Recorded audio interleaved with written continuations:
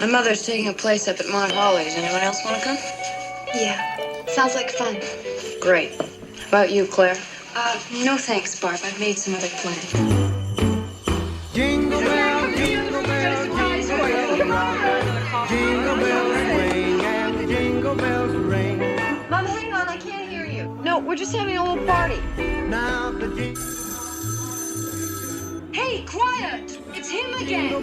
jingle bell rock. Listen, you pervert. Why don't you go over to Lambakai? They could use a little of this. Jingle bells square in the frosty air.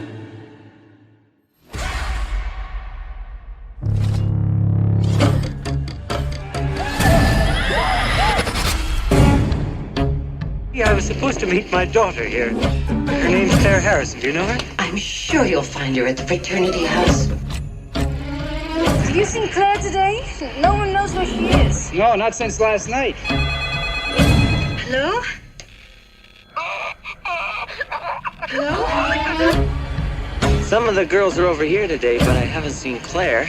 Well, what the hell are you planning to do about it? 90% of the time, girls are reported missing from the college. They're at a cabin somewhere with a boyfriend. A high school girl's been murdered. Claude? Claude? Claude? Christmas is here, bringing good cheer to young and old, meek and the poor. I really don't think it could be Peter. Well, he's obviously upset about something. I'd like to talk to him. Can you tell me where I might reach him? The caller is in the house.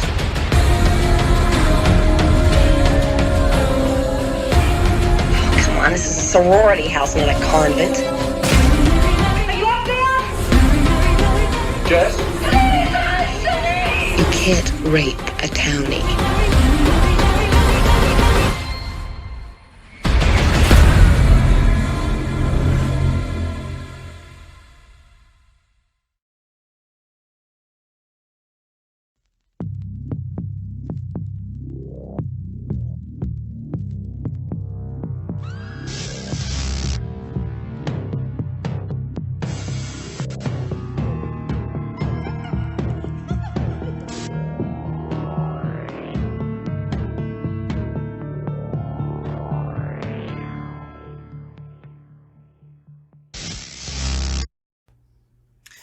Merry Christmas and welcome to the Blind Rage Podcast. This is Brandon Ford and I have James Garibay with me. Say hi, James. Hello, hello, hello. And we are starting out December with the original 1974 Black Christmas. One of my favorite Christmas horror films. Are you all Christmased out over there? Do you have your tree up? Always. You get your My Christmas tree goes up shopping? after Thanksgiving. Did you get your Christmas shopping done? No, I put that up to the last minute as always. Oh, well. It's people like you who make it hell for people working retail. Because you wait to the last minute and then you cop an attitude with the cashier. Me? Never. I hope besides, not. They need to have their complaint stories to put on Reddit. It's true. So do you like Christmas caroling, Christmas music? I like Christmas music for like a day. I honestly have never been Christmas caroling or experienced carolers at my house, so I can't say yes or no. But I like the idea of it. I remember that was a thing when I was very, very young. I do remember carolers. But generally I don't like Christmas music. I mean, and I can't say when people record Christmas albums, because how many fucking times can you record White Christmas or Silent Night or Little Drummer Boy? I mean, it's fine if you're going to record new Christmas songs. But if you're just doing yet another collection of Christmas standards, what the fuck is the point? Yeah, like my mom just throws on the classics when we go visit her, and it's only for a couple hours, so I can deal with that. And last year, I actually have some She and Him Christmas albums records actually, that I put on in the morning, and that was fun to do. So She and Him? Yeah, Zoe Deschanel's band. Oh, I didn't know she was in a band. Yeah, I mean, it's just literally her and this one other dude, and I think maybe a drummer.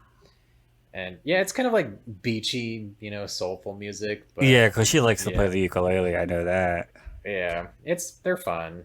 But the Christmas album, it's the classics, and she's got a unique voice that's fun to listen to. Unique indeed. Yeah, I would say so. I would say so.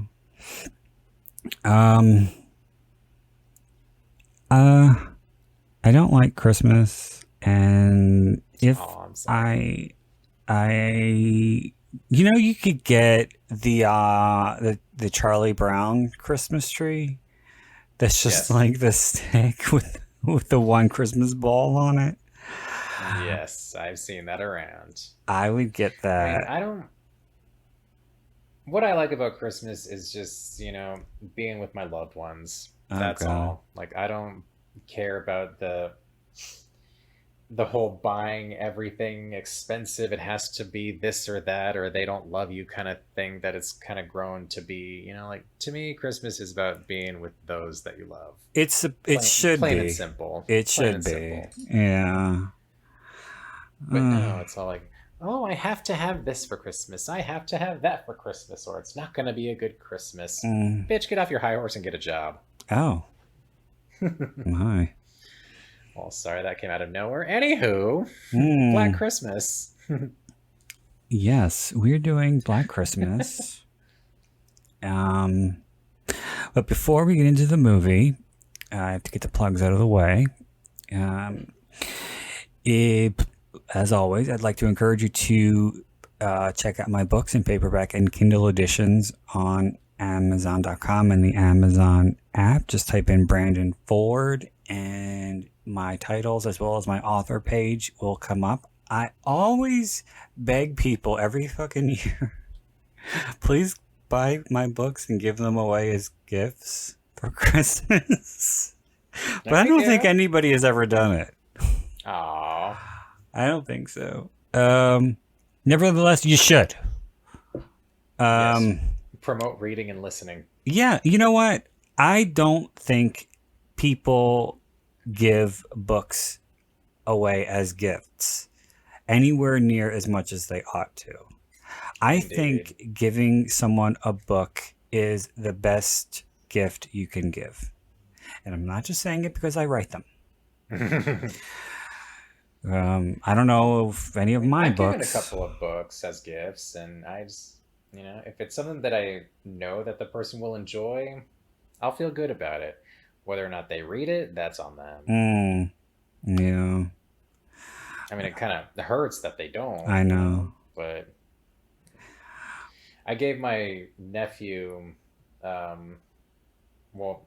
really to my sister to read to my nephew when he was, little, because he's only like 6. But I gave him like the first 5 Wizard of Oz books collection, and I should ask her if she's read those to him at all, because I mean, it's the Oz stories. Who doesn't love those? I didn't know there was a series.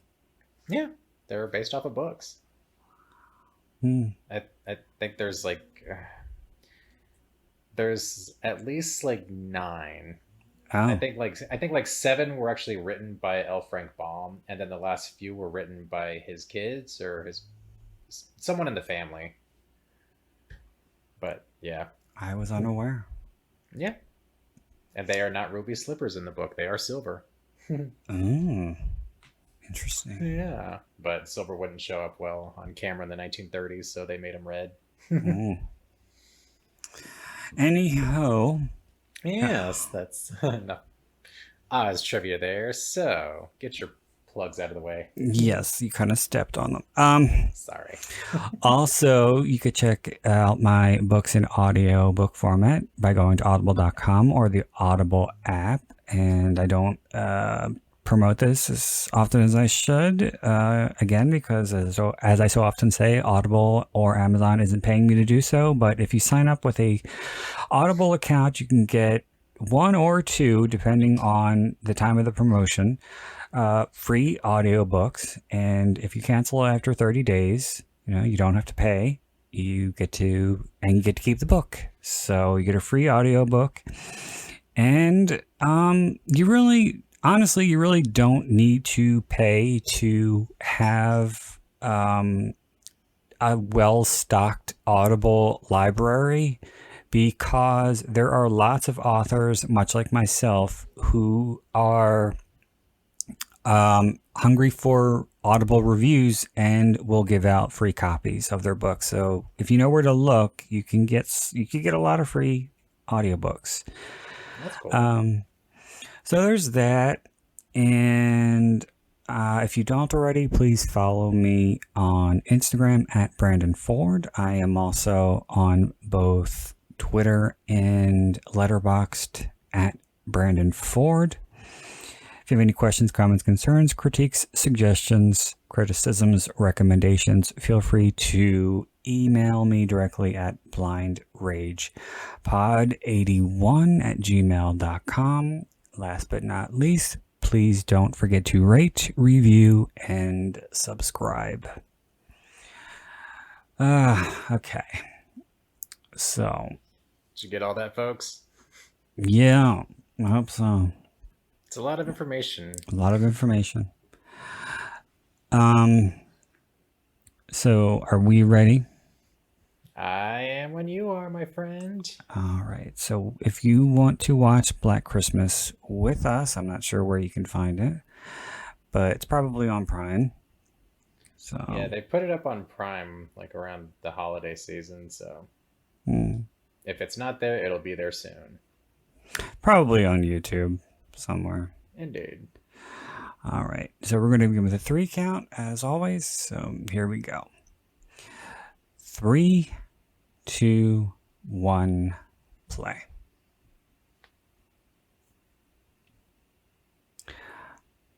So I first saw this when I was about, I want to say 13 or 14. And I'd never heard of it. And I saw it on cable on Flix. Do you remember Flix?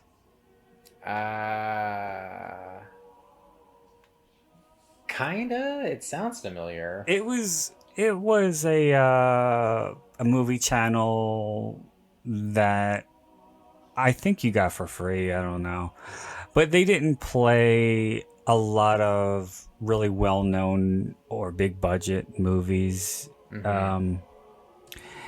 But this came on late one night, and I saw it in the on the TV Guide channel. And it was on under one of its alternate titles. I know it's got like 3 different titles. I didn't know that. Yeah. Black Christmas was the original title, but this came out around the time of a lot of the blaxploitation movies. So Bob Clark didn't want to confuse people and think they were watching like a Pam Grier movie or something. So it's called, I believe the title I saw it under is Stranger in the House. I think that's what it was called. But it's also called something else. But that's what and I want to say this. This is the point of view of Billy, who is going into the house now. And then the phone calls start to happen. And when Olivia Hussey's character picks it up, she says it's him again, the moaner. So what I want to know is, where the fuck was he? Because everybody knows the call's coming from inside the house. Spoiler alert. So what I want to know is, where the hell was he when he was calling before? Because you don't know anything about the Billy character. Right. There's only little dribs and drabs about him in the kinds of things that he says. Like he's talking about his mother and shit, and he's doing all these weird voices. Which, by the way, some of the things that he says, I think if this were made today, might get it at NC-17. Because I don't know how they got away with that. Yeah, probably. So yeah, I saw this, like I said, at around 13, 14, and I thought it had some interesting moments, but I thought it dragged a lot. It is a little bit slow paced. It's a slow burn for sure. But as I got older, I appreciated it more because of the slow burn, and especially because of the performances. In particular, Olivia Hussey. I think she does really well. There's a lot of really, really good acting in this one, and a lot of that has to do with, these were all seasoned actors at the time. Right. I mean, Olivia Hussey was doing Shakespeare, so Wasn't but this yeah. just like around a couple years before or after she did Romeo and Juliet? I think after, yeah. I think it was in his 60s. That Yeah, one. yeah, yeah. You're right. You're totally right.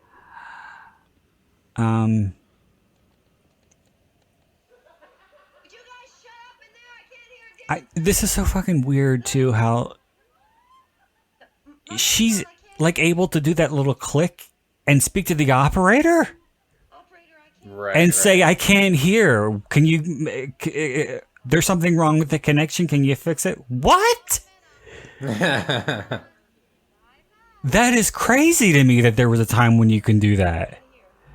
It's, oh my god, I don't even. Operators are just such an obsolete thing, and the fact that, I don't know, I sound like such a millennial, like never really having to like deal with an operator. No, I have some stuff to do in the afternoon. And I was just gonna get the 7:20 train. I don't know why, but what I used to do, if was trying to call somebody when I was growing up, a friend, and because I was very much chatterbox on the phone, and if the line was busy, I always thought that was weird because everybody had call waiting, and what I would do is I have no idea what I wished to accomplish or thought I would accomplish, but I would call the operator and say, "I'm trying to get through to this number. Could you tell me if they're on the phone or if it's off the hook?" You could do that? Yeah. And they would say, there does appear to be some trouble. That's exactly what they would say. I know that's exactly what they would say because I did it a lot. Not knowing that they charged you. I don't think it was much. I think it was like a quarter or something. And then I think I did it a lot one month, and my father was like, "What the fuck is this on the phone bill? What are you doing?" You're calling those 900 numbers? No, I think he thought I was doing star 69 or something. Nah. God, they charged you for everything, didn't they? Yeah. Call waiting, extra line, star 69. Hello? Long distance. Oh god, yeah, good luck. Remember how expensive long distancing was? I do. My mom like made me afraid to call long distance. She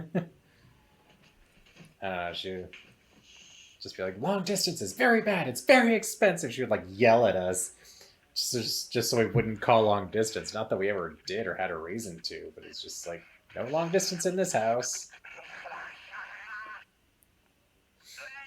My goodness, my house was like the Friday house. They always have one thing, but not the other. Expanded his act. Could that be one person? No, Claire, that's the Mormon Tabernacle Choir doing Um, scene So, from the choir. I didn't see this movie when I was a kid. I saw the remake first. mm, And, it was a solid, horror flick. Kind of disgusting in its own yeah. right. I didn't think it was bad. I No. was definitely expecting a lot worse. Yeah. Especially since it came out at the time when all of the really shitty remakes were coming out. Indeed, indeed. I mean, I thought the incest thing was a little, bad taste, but And doesn't somebody get baked into cookies? I think so. I only saw it the once. You get the Billy backstory Yeah. in that one. And I think a lot of it had to do with the cast. It had a pretty decent cast. It really did. I liked all the actors, and it wasn't, it was something fun, as far as remakes go. And because I didn't have anything to compare it to, I think that's probably why I enjoyed it a lot more than I Listen, you pervert, why don't you go over to Lamp than I probably should have. But then I saw this one, and I was just like, okay, it's got that kind of 70s sort of gritty looking film to it, which I absolutely love. And then I was just kind of enthralled by it, and it was disturbing just as much. I always thought that part right there was really creepy. Where he says all those completely lewd things, and then he says, "I'm going to kill you," and hangs up the phone. Ha. Fastest tongue in the West. Sick. I really don't think you should provide Um, somebody like that, Barb. I always fucking forget her name. Maybe. But the girl, dark-haired girl with curly hair. With the glasses? I think. But she's from SCTV. And then she came back for the remake as the house mother. Oh. I thought she looked familiar. I thought that was fun that they brought her back, or she came back. Yeah. Because why not? I always fucking forget her name. But remember, I thought she was. Remember that stupid movie In and Out with Kevin Kline? Yes.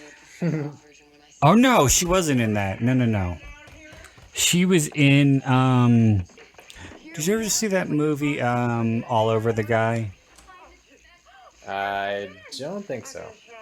It's a gay romantic comedy, and she, her son, she's a mother of the main character who's gay, and she and her son are she and her husband are both psychiatrists, and they hated that movie so much because of how ridiculous the concept was.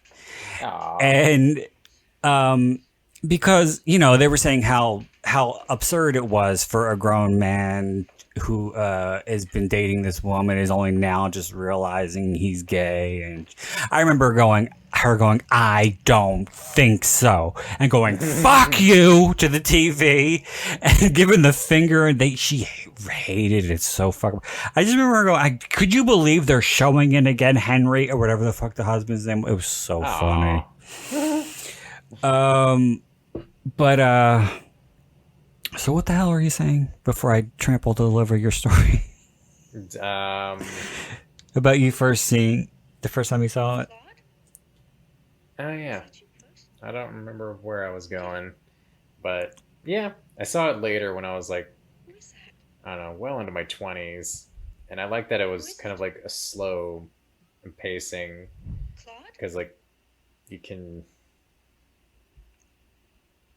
I don't know, just you really get invested with the characters. You get invested, and it adds to that sense of uneasiness when everything goes down, Who is it?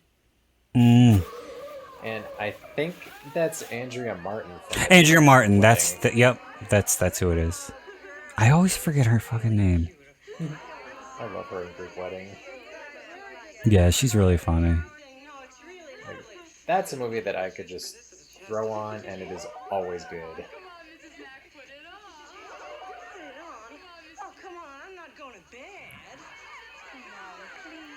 I grew up on SCTV, and I remember thinking it was really weird that she was in this. She was doing sketch comedy with Eugene Levy and John Candy and Dave Thomas and all those big Canadian comedic actors, and she's in this horror movie. And what's even more interesting is this is by the same director who did not only Porky's, but A Christmas Story. Really? Mm-hmm. Yeah. Director has some range. Yeah, Bob Clark. I think he might be somebody else because I'm really not a big fan of it. But I think he also did Children Shouldn't Play with Dead Things. Never saw it.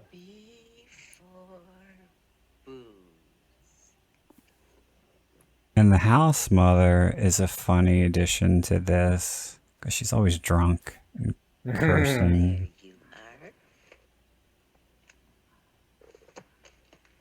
Yeah, she is a trip. I like the scene and that cigarette holder that Cruella de Vil would have. But I always like that scene where she's looking for the cat and she's waiting for that girl who just died, her father to take her somewhere. Mm-hmm. Damn it, Claude, you little prick! And he's right there. Oh. I don't know the movie that well yet. I don't know it as well as I know a lot of movies. But I know it pretty well. And Olivia Hussey's definitely a standout in this. And Margot Kidder. And well, you got John isn't she Saxon like one of the first ones? John Saxon playing a cop for the umpteenth time. Nothing's the matter.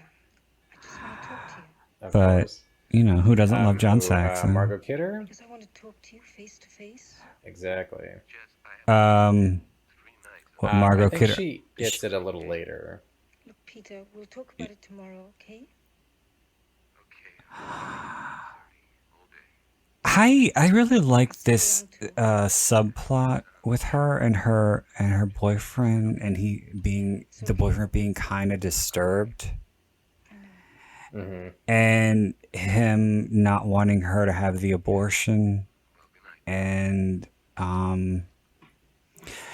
you know, because it makes you kind of lean toward him, because in this was definitely some years before the slasher era or the slasher boom. This was before Halloween, so they didn't have 74. They didn't have any of those tropes yet. They didn't have things like red herrings and shit. So everything is pointing to him because he has more motive than anybody else. Yeah. But then when you figure out who really is the killer, you don't really figure out who is the killer because you don't know anything about him. Yeah, he's just there. He's just there. He's got a past that's very, very, what's the word? It's delicately peppered, I would say. There's very, very subtle hints. But you still don't get a full grasp of who he is. No, but I think he definitely lived in the house before. At some point. Before it was a sorority, yeah. But that's just was he just up in the attic the entire time? Yeah. Ew. That's just that's terrifying to think about. Yeah, this is so fucking creepy too with him singing. There are a lot of subtleties in this movie that I really didn't appreciate at the time, but watching it older, it's the same thing with When a Stranger Calls. because growing up, I always used to just watch the first 20 minutes.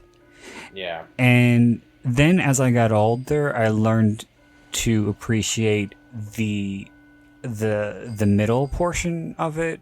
Yeah, it's actually very interesting. It is. It's actually quite entertaining, and Charles Durning really steals the show too. And Colleen Dewhurst. There's some really good acting in that one. But I think because I had grown up on so many slasher movies, I kind of had it in my head that they were supposed to be a certain way, and Right. like I said, because the tropes hadn't been set up yet, I was expecting this, and this, and this, and then this movie has none of it. So it was very atypical.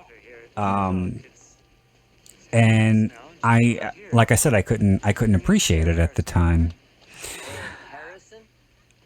You kind of feel bad for this guy because he doesn't know what happened to his daughter. Yeah. Of course, yeah. Well, Kappa's our sister sorority. Some of the girls are over here today, but I haven't seen Claire. And I think too, one of the most effective scenes in the movie is, I don't remember which one of the girls is getting killed, but it's when Olivia Hussey is standing at the door, and she can't hear because of the carolers, and it's intercut with the kids singing and the girl and the sorority sister getting killed. It's very, very effective. Yeah, it really is. Because like something so nice is happening right there at the front door, but then right above, this atrocity is going on. I love that play on irony. Yes, I know. But the house mother does crack me up. Yeah, she's a funny character. And who were the girls in the remake? Wasn't it Michelle Trachtenberg and Michelle Trachtenberg was what was her name from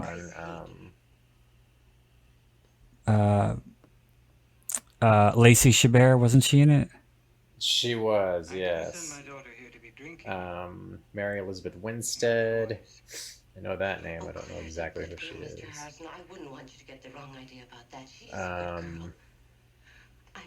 Andrea Martin, yep. That's funny.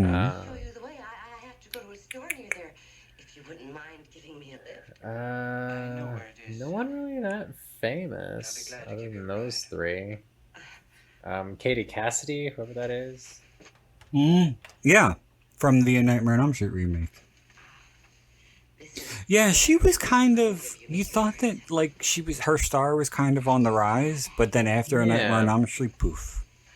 Yeah, she just disappeared. And she, like I said before, I think she was like really the only thing about the Elm Street remake that I liked. Because I did like her character in it, and I liked her portrayal. And of course, she was the first one to die. Right. So, and Rooney Mara was horrible. Thank God, I know. As was fucking what's his face, Jackie Earle Haley. We've had this conversation. We're not having it again. But yeah, I liked it when I first saw it, but then when I watched it again, I'm like, this is boring. Just the execution of it all. What, this one or the remake? No, Nightmare. Oh. Yeah. I thought we were done with that. No, sorry, I harped on it for a bit. I mean, this one is slow pacing, but you know, it's still a good movie. You know, this one's fun to like turn the lights down, get some popcorn going. Yeah, and I think it took a while as well to get. Wait. I like the line that she says to the father here. This is very Think nothing of it. She's clearly drunk out of her mind. But yeah, I think that it took a while too for this to gain some popularity among dedicated horror fans too, because for a while it was overlooked. And then Yeah. I think it was probably around the early aughts where it became a cult classic. It definitely took a while. Yeah, because it's almost like newer horror fans were starting to go backwards to kind of watch Yeah, some of the old yeah. stuff as opposed to all the crappy new stuff. That's one of the Yeah, that's one of the few good things that Scream inspired was for people to go back and see where um, movies like Scream came from or what Indeed. inspired movies like Scream. Well, yeah, because I mean, how can you appreciate the new stuff if you don't watch the old stuff?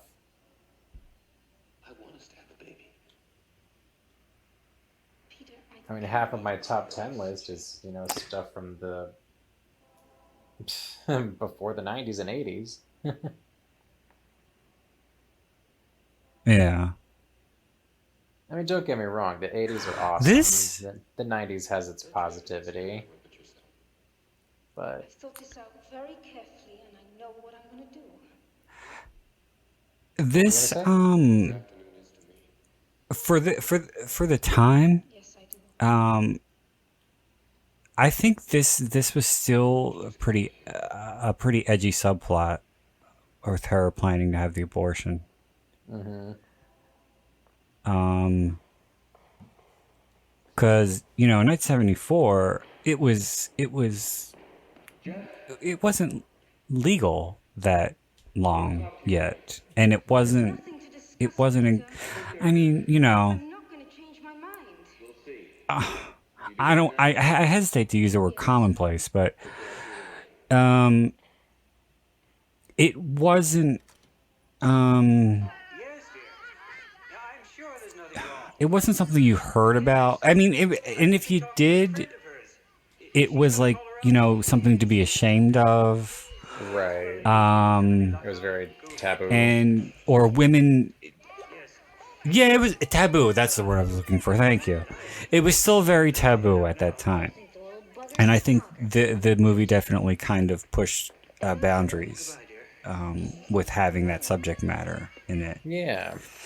And, sometimes you need to see it in a film or a TV show to get the subject brought to light.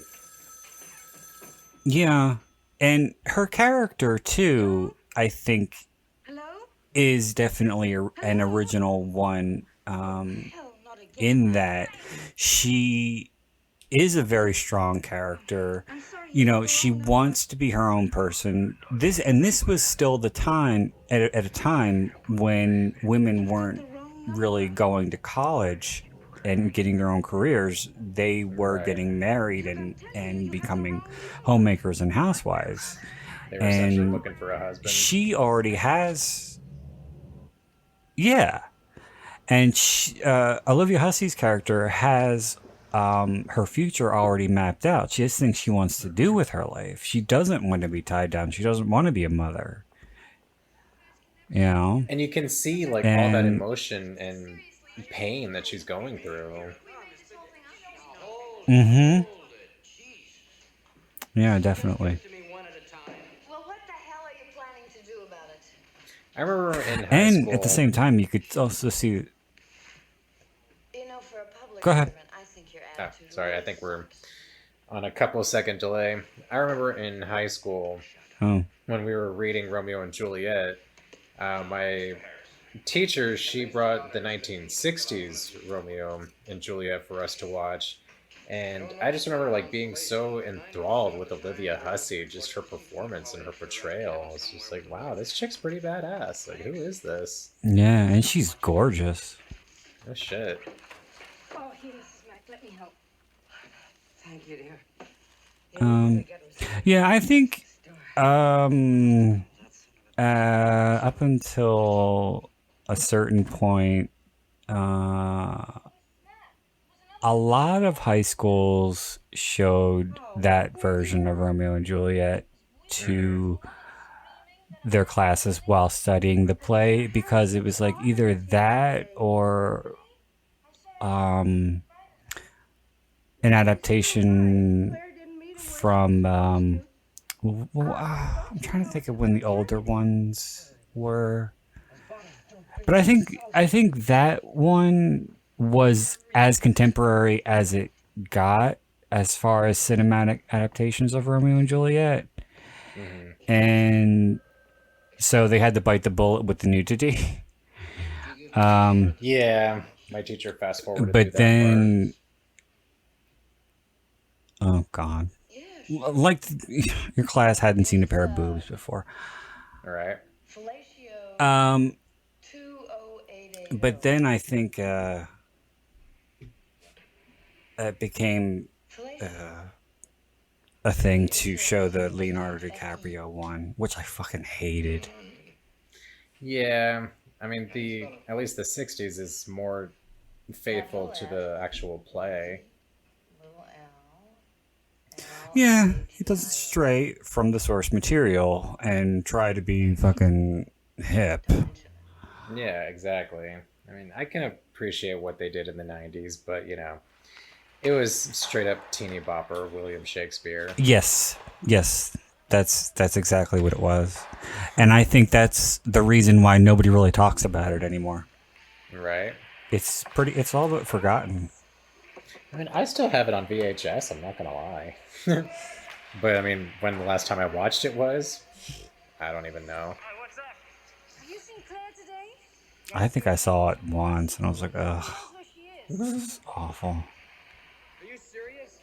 I thought maybe she was with you, or at least you might have heard from her. No, not since last night. Well, her father came to pick her up at 1 o'clock today, and she didn't show. So he went down to the police station with Phil and Bob. What happened? They didn't take it Oh, seriously. I love watching this movie around Christmas. I don't know. Yeah, I think they figured she was shacked up somewhere. makes you long for the days of prank phone calls. Oh my god, I would love to do a prank phone call. I would ask for a huge ass. Oh.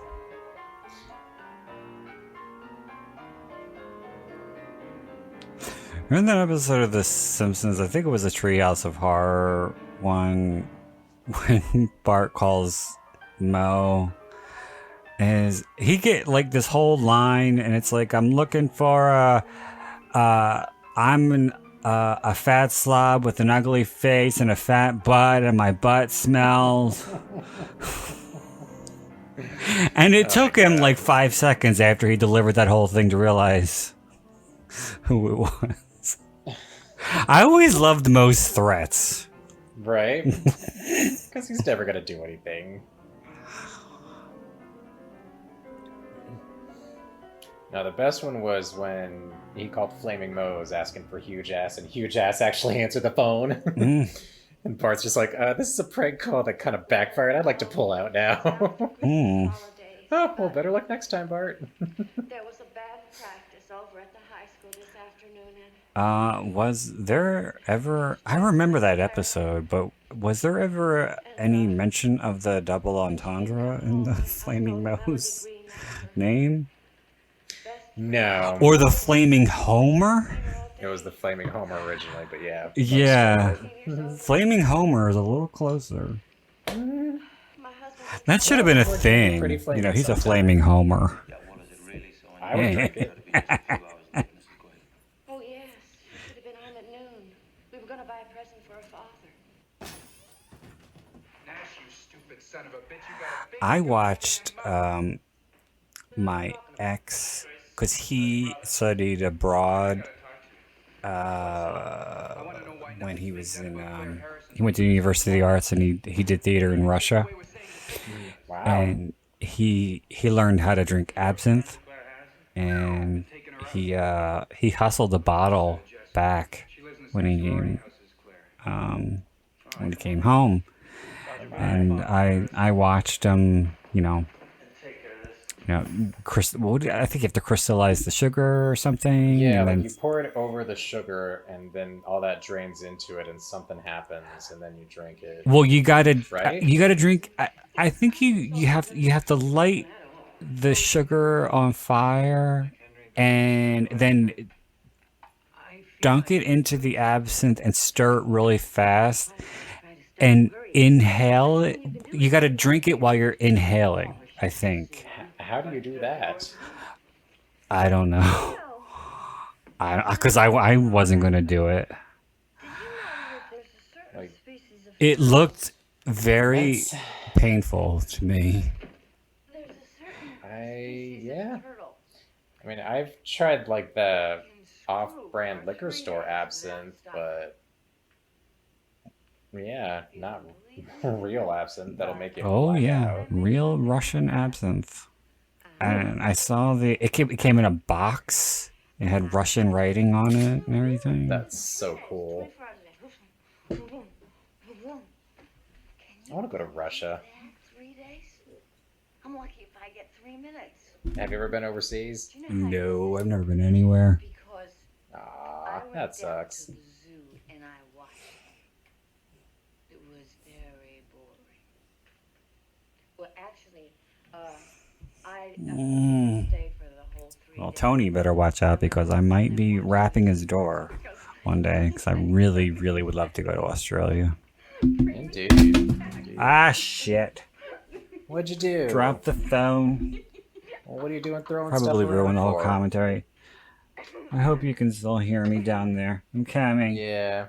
Okay. Wait a minute. Where's the phone? Oh, shit. This is not good. You think it's my Oh. fault, don't you? Well, we can Where's still the hear phone? you. Stop it. Don't shit me. Oh, fuck. What you're all thinking. Why don't you Can't just come find the right out and say phone. it? You think that I drove Here her you away? are. Well, you're getting closer to I'm it. watching me disconnected. Did you find it? That would not be good. No, you're still there. Oh, here you You're are. all thinking. Why doesn't someone just come right out and say it? Yay. Huzzah! Mr. Harris. I don't give a shit about Mr. Harrison. I'm sick and tired of everyone in this house insinuating stuff and not coming out with what they mean. Barb, why don't you go upstairs and lie down for a while? Shut up. And you leave me alone. God damn you. You think it's my fault, don't you? You've been implying it all afternoon. Barb, you're drunk. Go to bed. I don't remember what they're fighting about.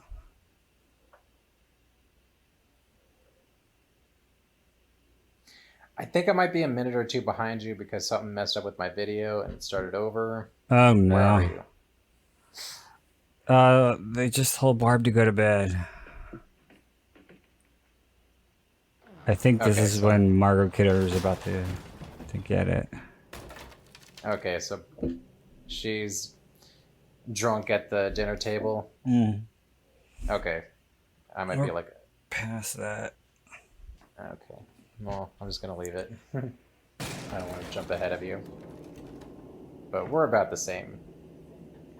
Scenes-ish. Stupid MK4s. Any news? Yes. Where's Mr. Harrison? MKV. MKVs, MK4s. You're mixing up MP4 and MKV.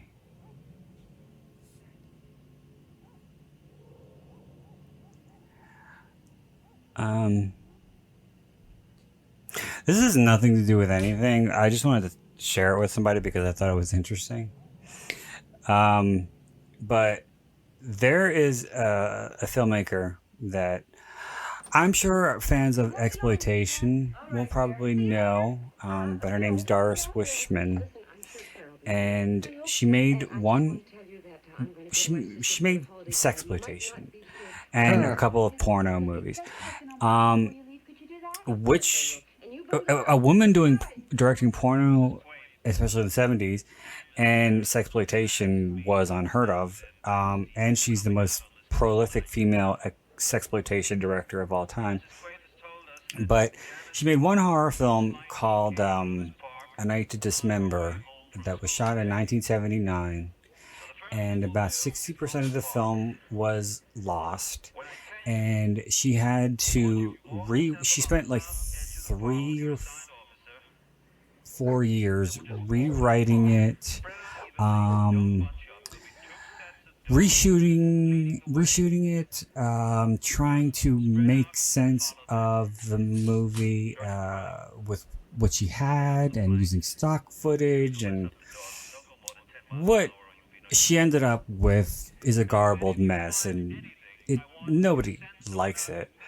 But she said that the original negative got lost when it was meant to be processed. It got caught in a fire. I don't know. But so there in about 2018. This is all according to the Wikipedia page.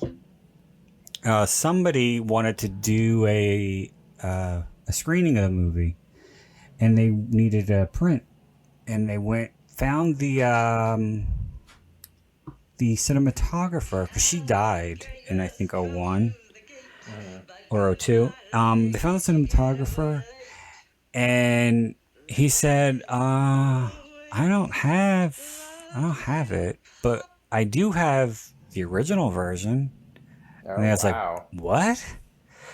And he handed him a VHS of the original cut of the movie. And he said, what you have is one of only 3 copies. I made a copy for a friend in Pennsylvania, and I made a copy for a friend in, I think, England. And this is the other one, the only one left. Holy shit. And it got uploaded to YouTube. So yeah, it's called the Lost Cut or the Lost Version, and it's like 9 minutes longer and it has a completely different storyline. Interesting. I was watching some of it. It's not good. But it's still I think I found it to be a really, really interesting bit of horror movie history. Yeah, that is really cool. And supposedly, Samantha Fox, not the singer, she was an English porn star from like the early 80s. She supposedly paid Doris Wishman to be $2,000 to be in the movie because she was trying to go legit. And she's in the version of the movie that got released because all the footage with the original leading actress was lost. Oh my. So there's 2 totally different versions of the movie with 2 different actresses and 2 different stories. That's hilarious. What's it called again? A Night to Dismember. That sounds like fun. That's crazy though. Only 3 prints. Jeez.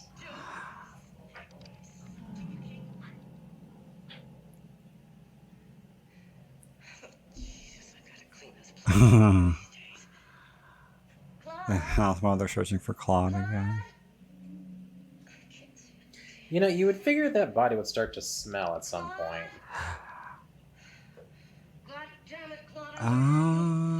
Well, it's in the attic.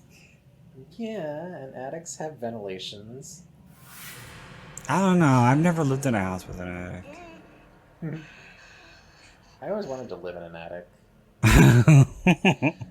Well, I mean, not live in an attic, like flowers in the attic style. Mm-hmm. But, you know, like have a room where the attic space was actually converted into a living area. I think that'd be really cool. Yeah. Kind of like, what's his face in Idle Hands. Oh, I think you were going to say Full House. Yeah, that too.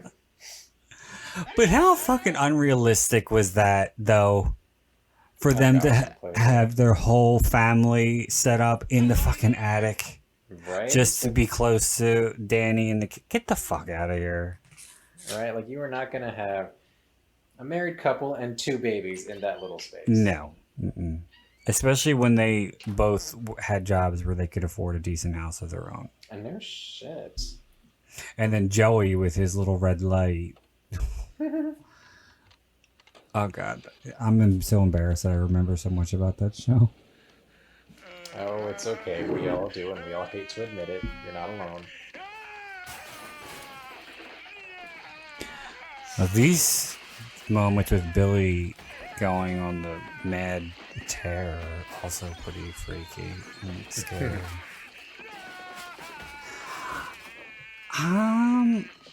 And I don't think that you ever get a good shot of his face.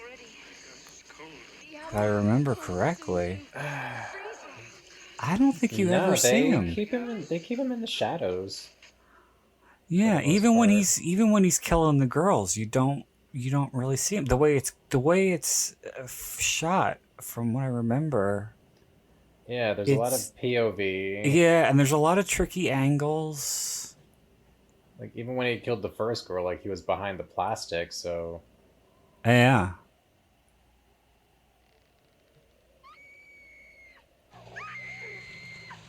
This definitely, I think, inspired, because in the late '80s, early '90s ish, there were definitely thrillers where there was a villain who was living in the house the whole time. There was one movie I remember. I think it was called Hider in the House. And the guy lived in the attic, but he had a whole secret space that was like covered by a wall. And he had like maybe 2 or 3 feet width. And that's where he stayed. Ew. Hello? I think it was Gary Busey. I don't remember. But then there was another one called Christina's House, where the guy lived in the house the whole time and was tormenting the teenage girl who lived there. What do you want? Why are you doing this? That's just such an unnerving concept. Mm-hmm. Like someone in your house, like that is fucking terrifying. Like your house is supposed to be your safe haven. Stop this! Is Olivia Hussey still doing stuff? I think. Mrs. Mack, are you home? Mrs. Mack! I think she's on a, I think she's taking what she can get. Right. Let's see. What are you up to, Olivia?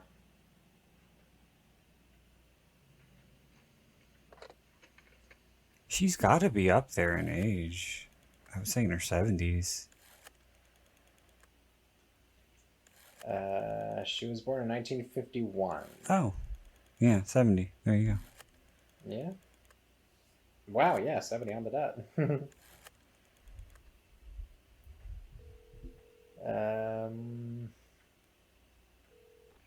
Yes, hello? I've been getting She's obscene got phone calls, and I want to know one what can be done about it. upcoming project, Yes, all right, and the I'll last thing put she on did for a was back in 2015, called Social Suicide. Mm. Peter, And I think Jesus, she you plays a scared the mother. hell out of me. Yeah, Why don't Julia's you say mother. something? Yeah? I still couldn't believe that she popped up in Ice Cream Man. You scared the hell out of me, too. What? Remember the movie Ice Cream Man with Clint Howard? I was upstairs having a No. little sleep. Hope you don't mind. You've never seen Ice Cream Man? I don't think so. If I did, I blocked it out. Claire Harrison is Well, as you should. Well, a lot of people like it because it's so stupid. Alright, it's just fun to laugh at. I want to report something. Sort of. I remember seeing that movie at Blockbuster. No, I never saw it. Yeah, she's in it. That's funny. As is Jan Michael Vincent. So they had 2 very established actors in that movie. I don't know how that happened. Yes. Now stay on the line. Okay, now calm down, lady. Let's have the story. But I remember Actually, also in Batman Beyond. I remember that was on Monster Vision with Joe Bob. Oh my god, I missed that. Well, you got the thing he's doing on Shudder. I know. I actually needed to cancel some of my accounts. And he still makes appearances at film showings and stuff. That's cool. I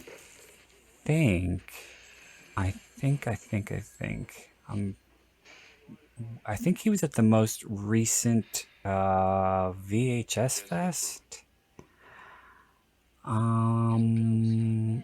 where they showed Killing Spree, Drive-In, and they have a lot of these VHS gatherings. That's awesome. You should look and see what you have, because you might have a tape that's sought after. Well, I do have a lot of recorded stuff. I know. But I don't know. I don't know what I have would be worth much. Maybe a couple bucks here and there, but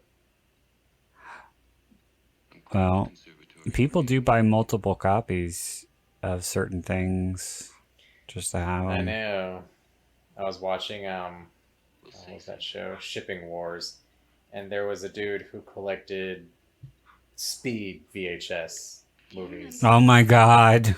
Yes, he had like a full. He was like determined to get every single copy in America. Oh my god. It was so ridiculous. Like he That actually movie's so stopped bad too. at garage sales and in Goodwills and half-price books and just was looking for all the speed he could find. All the speed he could find. That. Yep, that's right. I said it that way. That's so weird too, because I think it was in the. It was either in the Adjuster Tracking documentary or Rewind This. One of them. There was this. I think it was a couple. Married couple who collected Jerry Maguire VHS. Oh my god. Why? So they can sync up every single one to I have no idea. Hello? I have no idea what the fuck the point was. And it was funny too because, all these movies like Speed and Jerry Maguire, those were among the VHSs that you would find for sale everywhere in all department stores and stuff. And as was Titanic.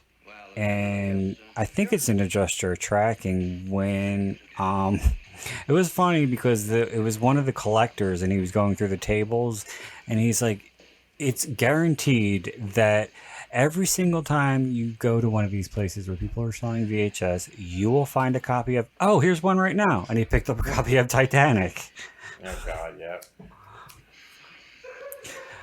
This part here, I thought with the detective or whoever he was, laughing hysterically over the Margot Kidder joke about the Fellatio 7 extension. It wasn't that fucking funny. Right. Come on. I mean, it might have been that funny if you were like 10. But you're a grown-ass man. But when you're a police chief, come on. Yeah. Come on. Take it a little more seriously.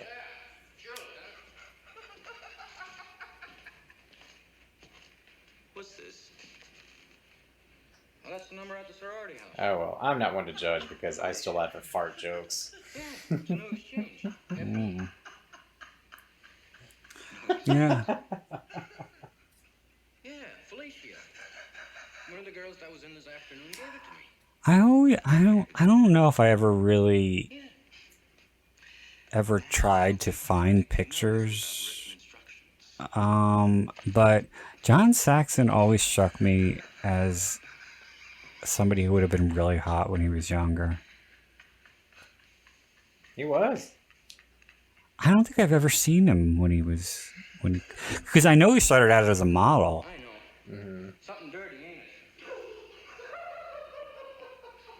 I mean, you can see it. I mean, Yeah, that's what I'm like, saying. He's that, got those rugged good looks. Yes, I was just gonna say that. You're talking about killing our babies though you were having a wart removed. Now can you see why I didn't want to tell you? What the hell are you trying to do to me? Did he really start out as a model? I think so. I think it was like print. Like it might have been catalog modeling. Mm-hmm. Let's get one thing straight. You are not going to abort that baby. Because can't you see him, you know, doing ads for flannel shirts and shit? Yeah, I'm actually looking at some right now. There's one where he's in a tuxedo. Looks pretty good. Probably like, I don't know, 19, 20. Wow.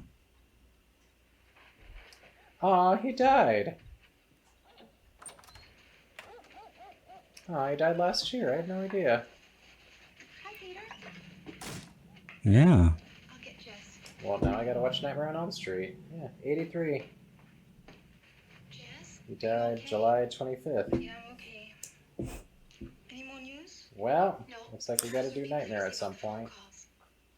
A lot of celebrities died last year and this year. Jess, this is Yeah. Lieutenant Fuller, and I'm sorry. Grant, Yeah, Grant. Are you the person who called the station today? Yes. Well, we'd like to put a tap on your phone, but we'll need your written permission to do that if it's okay with you. Okay. Okay, Graham, you can go ahead. And I'd like to see Claire Harrison's room. Where's the telephone? Actor comedian Orson Bean. Claire's room's up here. Singer composer Ronald Bell. Actress Honor Blackman. I don't even know who these people are. Chadwick Boseman. That was sad. Who's Chadwick Boseman? Chadwick Boseman. That one was sad. Black Panther. Oh, right. Yeah. Like his career was like just getting. Yeah, that was fucked up. Yeah, that was sad. Wilford Brimley. This afternoon I got a call from a woman that Wilford Brimley. It's so interesting that you say that because this is an actor who has a resume that's a mile long, has done so many films, so much TV, yet his main legacy is getting people to mispronounce diabetes. Yeah. That's what That's what he's leaving behind. That's what you've left behind. Diabetes. Well, and also a really good Family Guy riff. I remember somebody did a Rock Me Amadeus with diabetes on YouTube. Oh my goodness. It's like diabetes.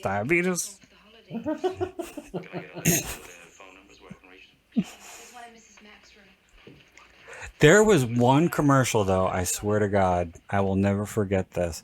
Because they were on all the time for whatever I don't even know. See, this is how distracting it was, the way he used to pronounce diabetes. Because I don't even remember what the hell he was selling. But there was one ad where he said diabetes a million times. Because he always said it a million times. But in like the first 90% of it, he kept saying it in his special way. It was diabetes this, diabetes that. And then he said it 2 more times at the very, very end. And he said it the way you're supposed to say it. First it was diabetes. Now, if you call this 800 number and you have diabetes, we will help you with your diabetes. And I was like, what? Well, at some point he's got to get serious. I know it's not very pleasant. Girls, can I show you something? I don't like it when people say pianist instead of pianist. We've got one of our men in it. Pianist. And Harris instead of harass.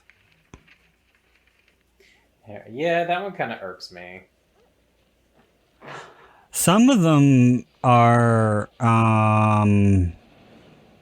like English pronunciations.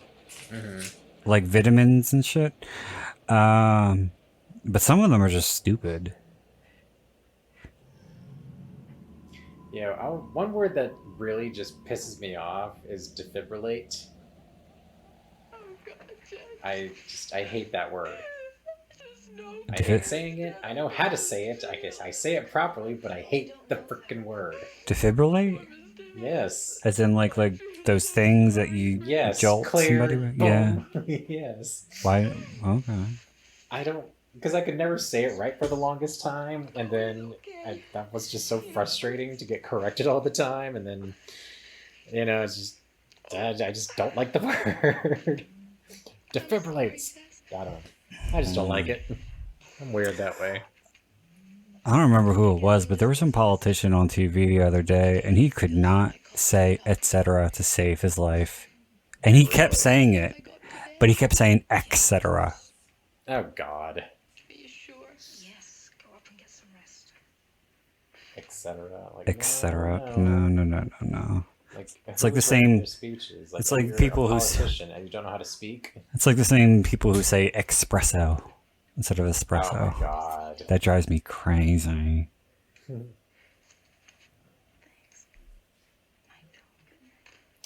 You don't know how hard it is, though. I mean, especially in certain company, for me not to correct people. Because it's obnoxious. Yeah. And you don't want to be that guy. But... and sometimes I gotta, fucking... gotta white knuckle it. I want to say something, but it's like, you just keep your mouth shut. Because, you're not going to change anything. They're still going to say it the way they're going to say it. Exactly. So why bother? Oh. Graham's nearly ready at the switching station. Now, when the phone rings at the house there, this one will ring too. The transmitters have been removed, so we won't pick anything up at all from this end. Great, thanks. Lieutenant, the men are here from Scarborough. Okay.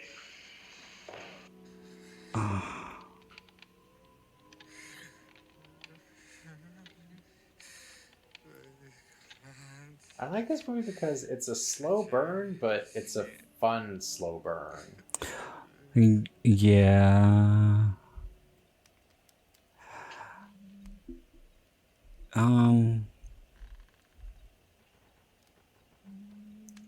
don't. Who were? Well, I don't even know if we're at the same place. Somebody's typing.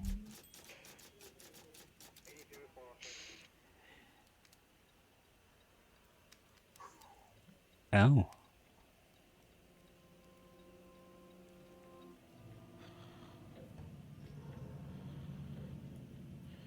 Now, see, these some of these moments here, they're just they're dragging. Yeah.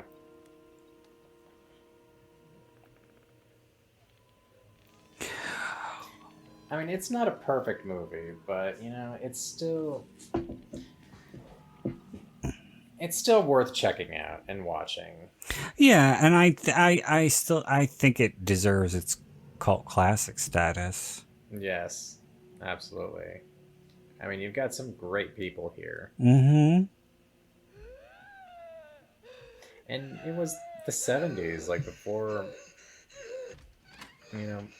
tropes really started to take shape in the horror genre.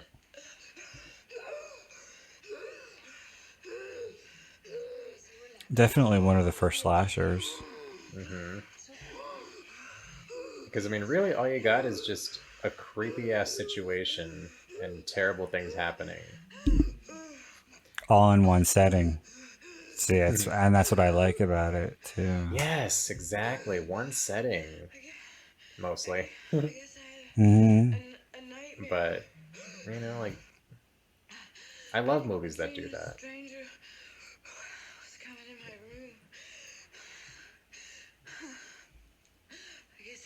Gave me asthma, huh? Oh, the part with the carolers is coming up. Is that where you are? I'm at Margot Kidder having an asthma attack. So you're a little behind. No, here's a close up of the carolers.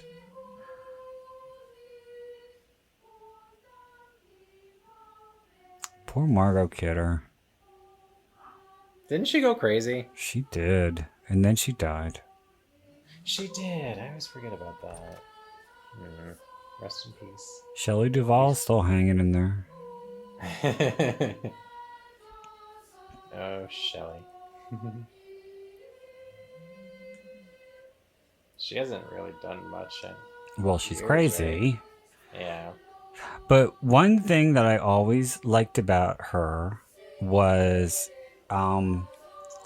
she was such an advocate for children's literacy. Yeah? Oh, yeah. That's cool. Very much so.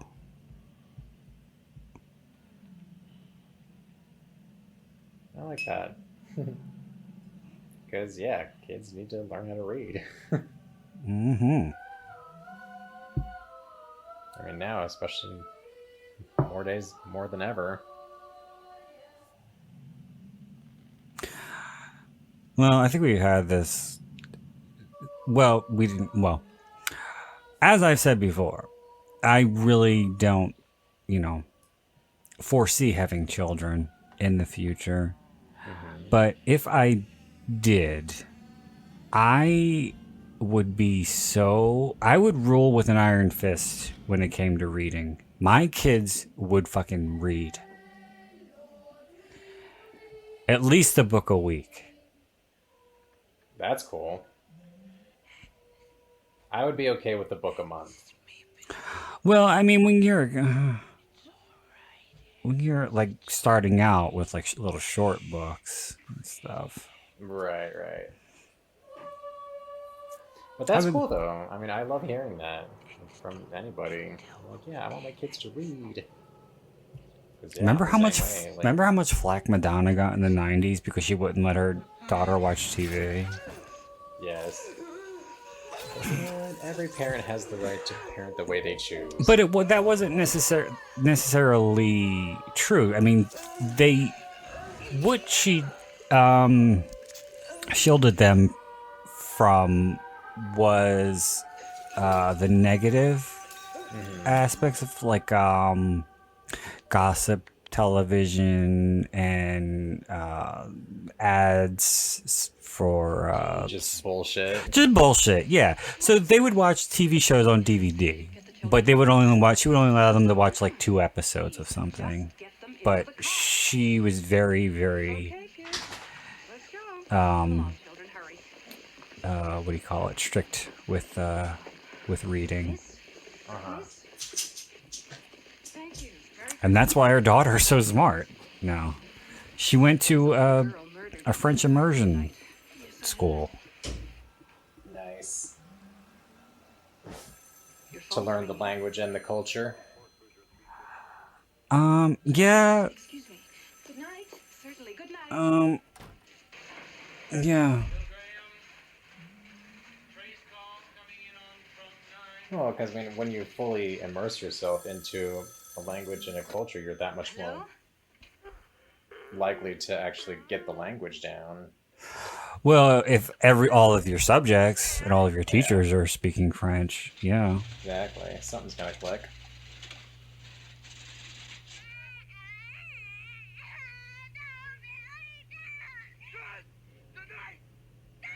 How is he doing this? I don't think there's any way that he could do that with there's multiple voices, and you could hear them overlapping.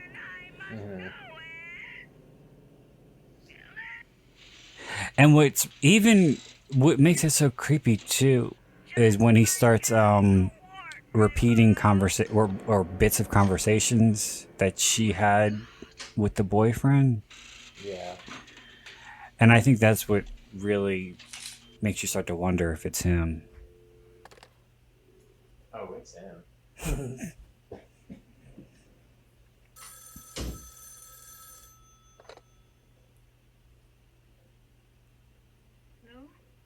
Jess, we didn't get him.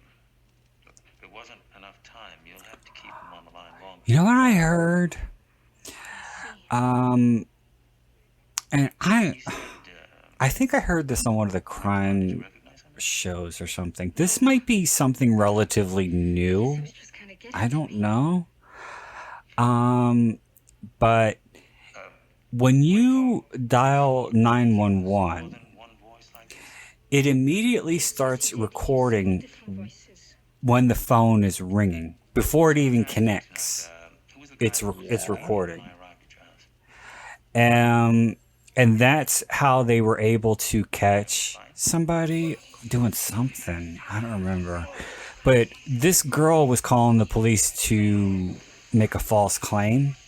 And while it was ringing, she was saying something to somebody who she was in cahoots with about, you know, what their plan was and what story they had to stick to. And then she went into, like, you know, total panic mode over the phone to the dispatch. And they had it all on tape. Idiot. When was this? It was pretty recent. It was in the past, like, 10 years. So she should have known better. Well, a lot of people don't know that it's recording before it connects. That's the thing. But I mean, Forensic Files and a lot of those crime shows, they kind of show it. So I mean, they should have had an idea.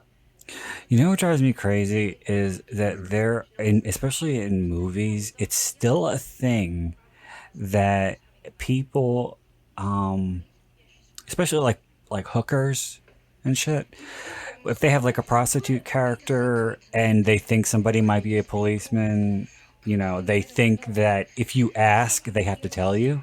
Yeah. When that's not true. Do you know how many fucking episodes of Cops there are where they pull a fucking sting on a prostitute and the prostitute asks and he's always like, no? And she still gets arrested. So what does that tell you? But I found that out because it was like in some special I saw like in the early 90s where it debunked all of these really popular urban myths. But yeah, people still believe that. Yes. Yeah, I always thought that for the longest time, but I don't know. Maybe in certain situations or just all together? It's all together. They don't have to tell you anything. Oh. Wow. That's cool. I think if they're going to come into your house or something like that, they have to identify themselves. Well, of course. But like, if they suspect you of a crime, if you say, "Are you if you're in plain clothes or you're undercover, and you know you're dealing drugs or whatever, if they say, "Are you a cop?" they don't have to tell you. Yeah, seriously. Because I mean, in all actuality, like, do you really think like an undercover cop is going to say, "Oh yeah, I'm a cop. I'm actually here to bust you for this"? Well, that's how people. That's how stupid people are. I'm sorry. Old school wiretapping. I know. I wonder how. I think that whole thing with having me on the phone for about a minute or whatever now is like you know, gone by way of the rotary phone. I think it could be traced. If they're doing a trace, it's right away. Right. Or at least very, very few seconds. Yeah. I'm pregnant. I told him I didn't want to have the baby. Because, you know, of course, we've all seen it in TV shows and movies. Like, okay, keep him on the phone for 30 seconds. Yes.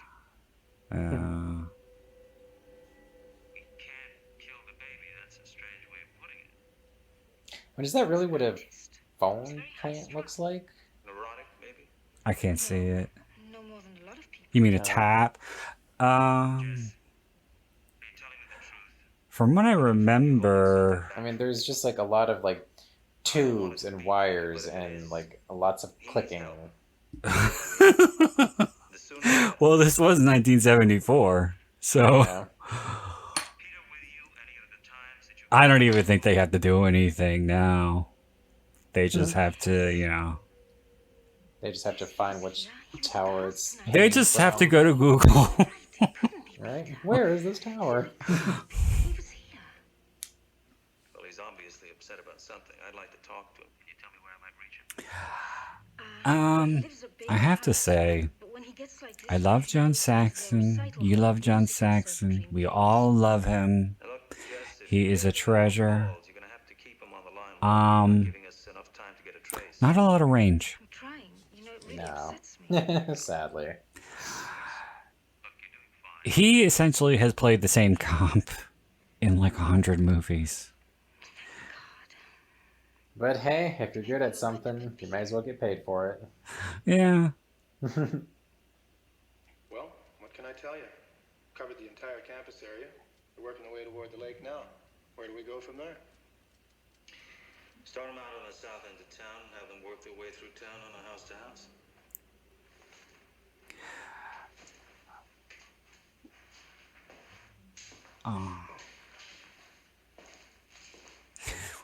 The scene that like always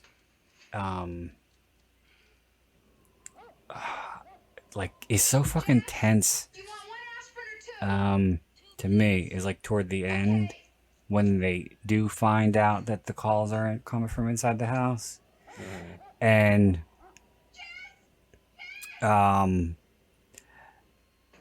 the John Saxon is coming to get Jess, and fucking the partner or whatever says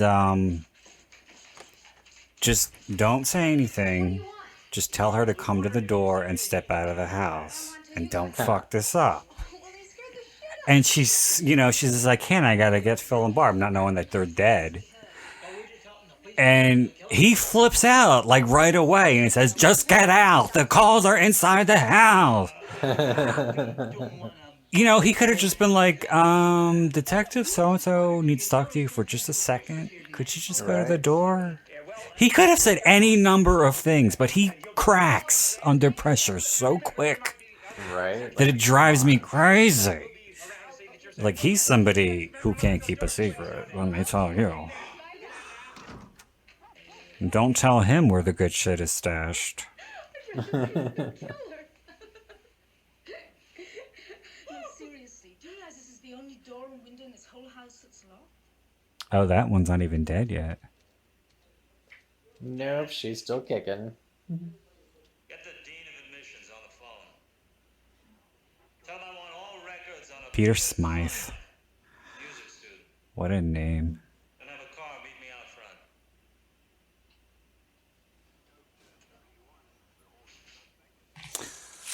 They're not going to be safe. The calls are coming from inside the house. Mm.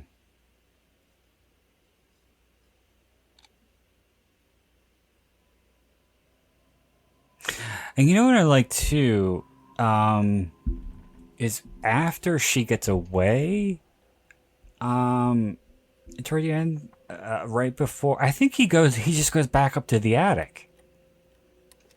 I believe so.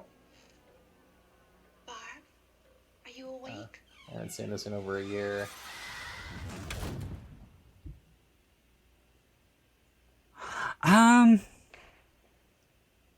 For a time, it kind of frustrated me that you didn't really know anything about Billy, but now I really like it. And It adds to the mystery of it. yeah, Like, not... That's kind of what grinds my gears. It's just like, why do we need a backstory to, our psychos? I think they tell you just enough, to make him an interesting villain. Right. Are you there? Phil! I mean, there you can speculate, I was speculating before that I don't know, but I think he probably did live in the house before. Mm-hmm. It's more fun, you know. It adds to to make it up, to make it up like, in make it your your head own and thing. draw your own conclusions. Yeah. Yeah, like why is he so fucked up? Why is he doing this? You know, like, you know, but no, like we have to know why Leatherface is a chainsaw wielding psycho.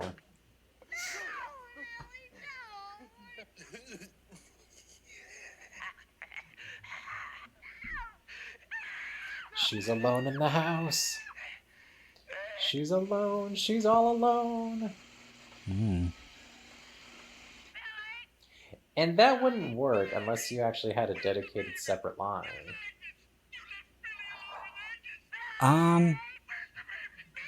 No. But that's another question mark is, you know, why was there a separate line in the attic? In When a Stranger Calls, it was the father's office phone. Mm-hmm. Yeah, that made sense. Yeah, I actually just saw that for the first time last year. You better shut your face right now. I'm sorry. You dropped a bomb on me not too long ago. It was Reanimator, I think you'd just seen for the first time.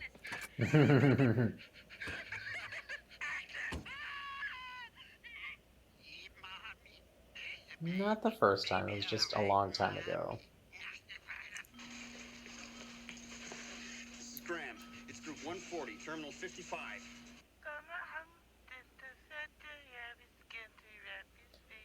The calls are coming from inside the Oh, house. it's so fucking creepy. I don't know what the hell I would do if somebody told me that. Yeah, Nash, what is it? A phone company's on the other line, sir. They say they got a trace on this one. Yeah, let's have it. He says the calls are coming from number 6 Belmont Street. For Christ's sakes, Nash, you got it wrong. That's where the calls are going into. Where is this supposed to take place? They say at the beginning, I think, when the girls are getting ready to leave. I don't remember. Because they were. Where is Bedford? Is that Connecticut or something? I think it's somewhere in New England. Yeah.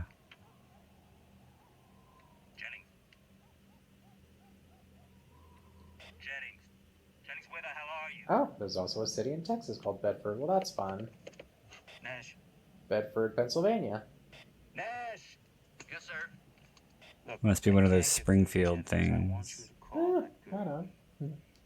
Nash, be calm. Don't tell her that the guy I think they probably left it oblivious. Not oblivious. Fucking. What's the word I'm looking for? Nash, if you blow this, I'll kill you. I know what you're talking about, but I don't know it right now. Fucking. They left it out because I don't. A lot of the times they do that because they don't want you to know what the school is. Right. So if they say, it could just kind of be anywhere. Yeah. And a lot of the time, universities don't want to have any kind of association. Yeah. With certain kinds of movies, they don't even want their names mentioned. Those bastards. No. Phil and Bob are upstairs. If I was the principal or dean of a school, I'd be like, hell yeah. I want you to do exactly what I tell you without asking any questions, okay? Oh, they're dead. See the way he's saying this. This is. See, and she knows immediately there's something wrong. Just do as I tell you. Okay. And now he's screaming. Oh my god, you fucking idiot. And now he breaks.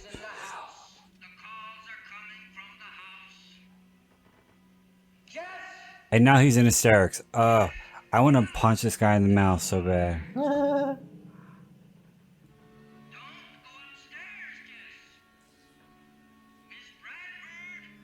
What a pussy. She wouldn't be going upstairs if you hadn't told her that the fucking calls were in the house, and now she's worried about her friends, you stupid motherfucker.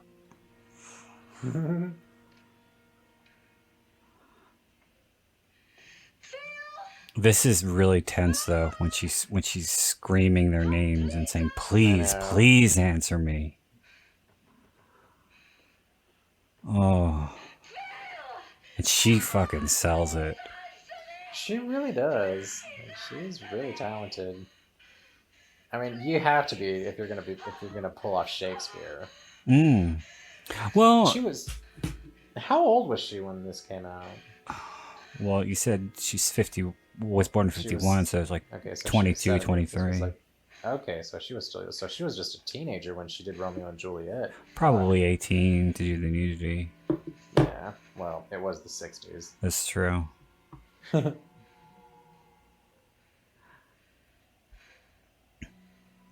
you know, a lot of people think that it's easy to do horror films too, and a lot of actresses who do them pretty regularly don't get their due because the movies are seen as just throwaway material, but just kind of hokey.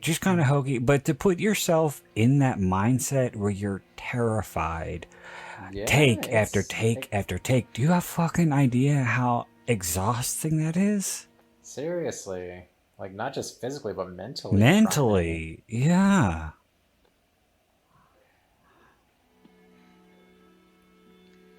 It really takes a special kind of talent to be able to perform convincingly in a movie like this. That's the key right there. Convincingly, you just said it. You know, because not everybody can do it. No. You know, like Jessica Biel cannot portray fear for shit. No.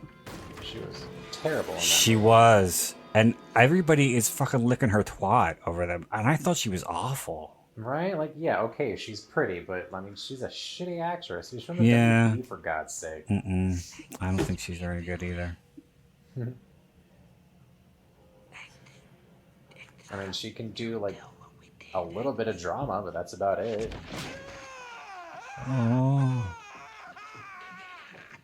But you know, you got Olivia Hussey giving it her all. And see, this, oh. These last minutes are really, really frightening. They are. Because she's he's not even like, he's like not even really like a man. He's just like completely unhinged. He's a straight up psycho. But he's like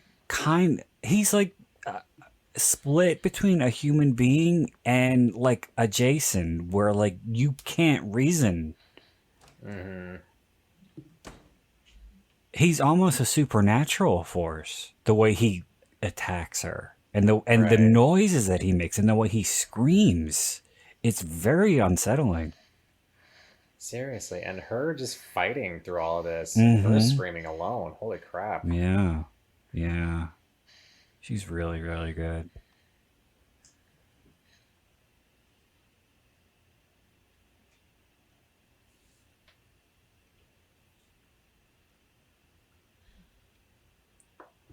Now we have this moment of respite where we think everything's okay. But is it really okay? I don't know, James. I'm scared.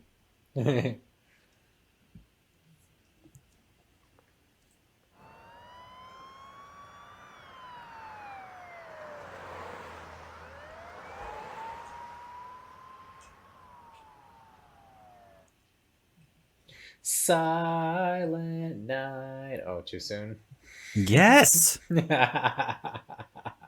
Oh, I think that's one of the other. That's one of the alternate titles. I think it's like Silent Night, Evil Night. I think. For this one? Yeah. Oh, that's funny. Yeah, I think those are the three titles. It was Black Christmas, Stranger in the House, and Silent Night, Evil Night. Stranger in the House doesn't exactly flow off the tongue. No. I like Black Christmas. I like Black Christmas because, yeah, because this is definitely not a white Christmas. Yeah, seriously, like the title alone tells you it's gonna be a dark. It's gonna be dark, for sure.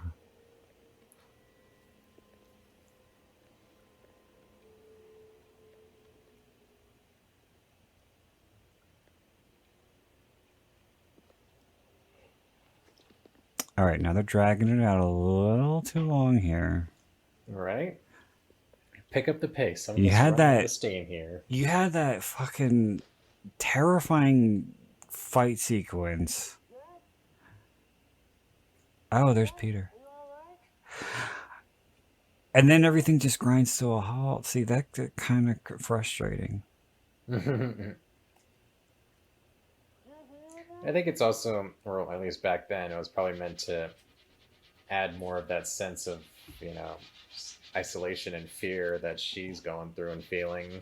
Yeah, but it's a little too long. Yeah. A little bit. Edit, people. Edit. Just a couple seconds here and there. It adds up. And, when you, or you won't, but when you, look at the fucking remake from a couple years ago, oh my God, nothing. There's nothing in it. And you don't want to. You don't. You really don't. Because it's awful. And it's so funny because it came and went around the same time as a few other remakes did, like Charlie's Angels. Yeah, that was a flop. And Fantasy Island. I didn't see it. I wanted to check it out though. But there was a handful of remakes that all came out at the same time, and they all just tanked. Yeah, they all bombed. And I didn't like Invisible Man at all. You didn't? Mm-mm. Oh, I did. I thought it was very fun. Mm-mm, I didn't like it.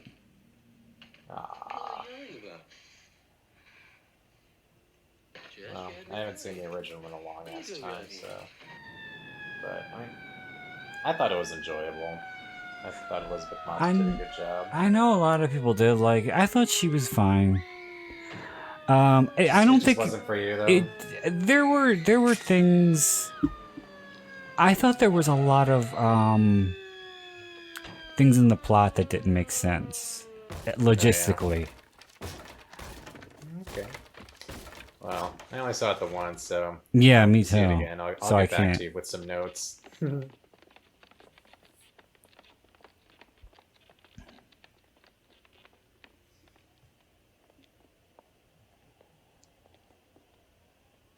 At least the 2006 remake is definitely not perfect, but at least it tried to capture some of what made this one successful. Oh, yeah, absolutely.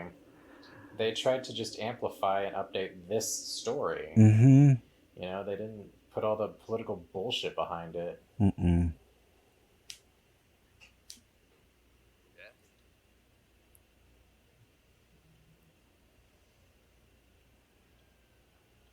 I remember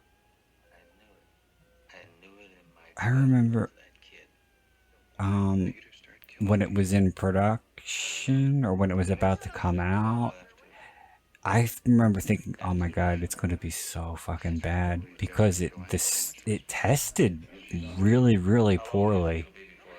And the most recent Black Christmas? No, the 2006 one. Oh. And the audiences hated it. The studio didn't have any confidence in it, and they're there was a lot of money in tied up in the promotional campaign, and Dimension was set to lose a lot if this didn't do well. So, as a last-ditch effort, they went back and they filmed a bunch of shit that's not in the movie specifically for the trailers, just to trick people. Get them And in theaters. yeah.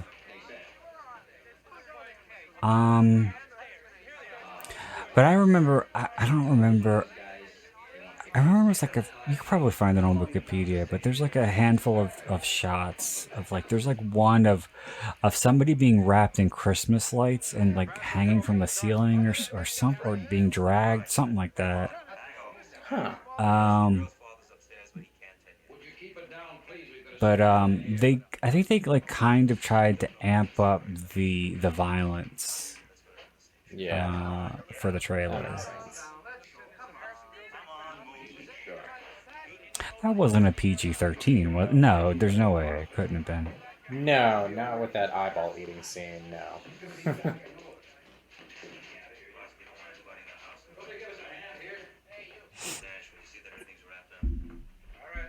And you know what else is creepy about the ending of this is Billy goes back up in the attic and nobody finds him, but they also don't find the first girl.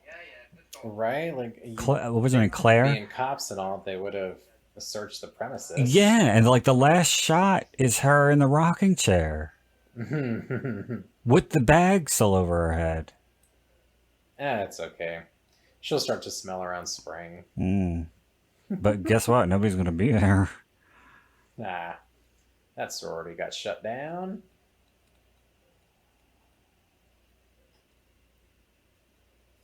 That's a big-ass alarm clock.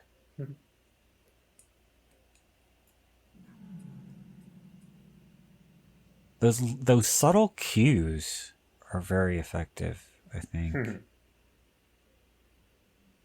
Because it's not like a stabbing violin, you know? Yeah. And it was the same thing that that they did when John Saxon found out that the calls are coming from inside the house. Interesting. You know, I think this is a movie that kind of says a lot of what it wants to say without going overboard. Yeah. You know, I mean, you have the story being a slow burn, and the violence is spaced apart. Very, you know, there's pretty big gaps, and but when it's happening, like it's fucking intense. Yeah. But the rest of it is story driven, and it's fueled by the performances. So.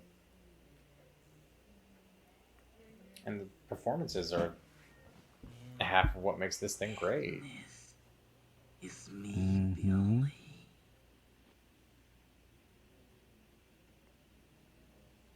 But no. I'm going to call bullshit that they just leave her there laying in bed. They're going to take her to a hospital to get checked out. Who? Margot Kidder? The cops. Who do they leave? The cops. They just left Jess. They turned off the light so she can go to bed. Oh, I forgot about that. Yeah, it's like, okay, we're going to get out of here. Bye. You got like 3 dead bodies in the house. Bye. Get the fuck out of here. Yeah. And why would she? I don't think she has any place to go. But even still, you know. Yeah, like I wouldn't. But I think there. she thinks that she's safe because everybody thinks it's Peter. Yeah. And the phone rings again. Oh my god. That's crazy. And I love you can totally tell that that's a mannequin in that chair. No. I can't tell. Well, I would hope so. You can. Because like you can see the painted eyes. Oh boy. Through the plastic. It's pretty funny.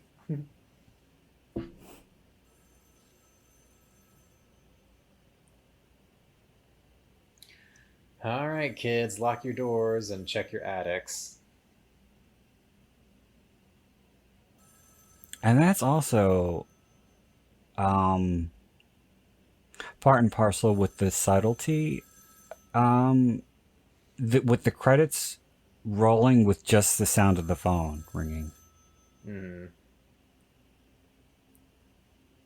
And it sounds like it's getting louder.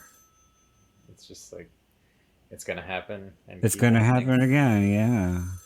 It's not over. I'm surprised this one never got a sequel.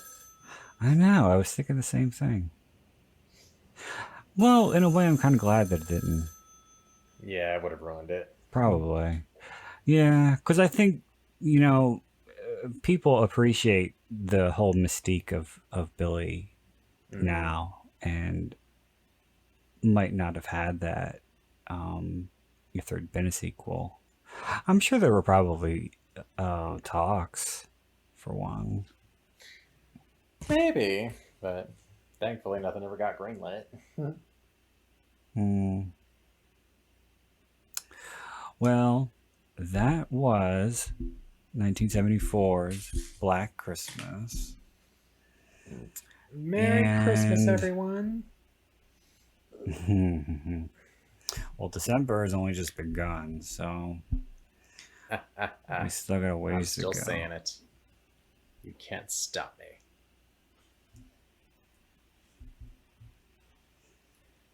Alright, well, I need to let these puppies out. Yeah, well, any final thoughts on Black Christmas? Still a good movie. Don't watch it late at night because you'll probably fall asleep. So watch it Christmas morning. And you'll dream of Billy. Yes, Exactly. watch it while Who you're needs that? opening presents. It's fun for the whole family. Yeah, of course, of course. Especially them youngins. All right. Well, I'm hoping to have some more Christmas-themed horror movies during the month, leading up to the big Christmas extravaganza. Huzzah! Huzzah!